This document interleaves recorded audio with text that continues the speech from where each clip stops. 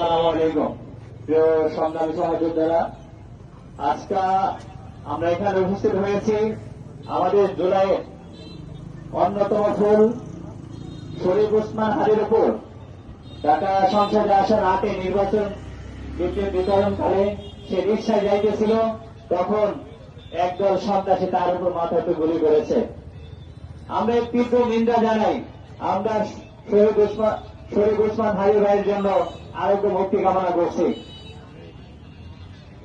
আজ ফ্যাসিস্ট শেখ হাসিনা সরকারের প্রেতাত্মারা আমাদের বাংলাদেশকে অস্থিতিশীল করতে চায়।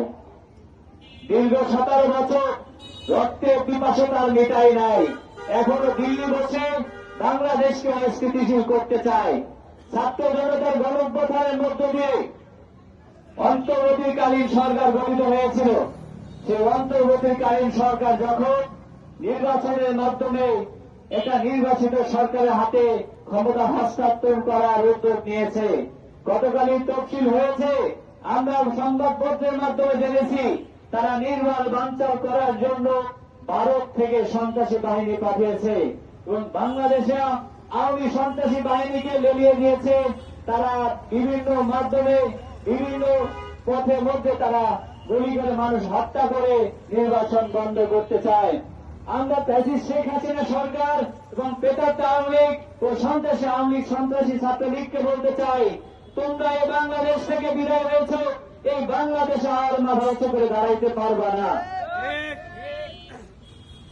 জনগণ তোমাদের থেকে মুখ ফিরে নিয়েছে, কারণ তোমরা 2000 মানুষকে শহীদ করেছ, 30 থেকে 40,000 মানুষকে আহত করেছ। তোমাদেরকে এই বাংলা জনগণ আর পূরণ করবে না। তোমরা যতই সন্ত্রাস কার্যক্রম চালাও, যতই হাদিকে মারতে চাও, লাখো লাখো হাদি দাঁড়িয়ে যাবে। জুলাইতে তোমরা আমাদেরকে মারতে চেয়েছিল, কিন্তু হাজার হাজার মানুষকে মেরেও কিন্তু তোমরা দাঁড়াইতে পারো নাই। তোমাদের স্পষ্ট কথা বলতে চাই, তোমরা যদি বাংলা জমিনে নিরাপদে থাকতে চাও, ভালো হয়ে যাও।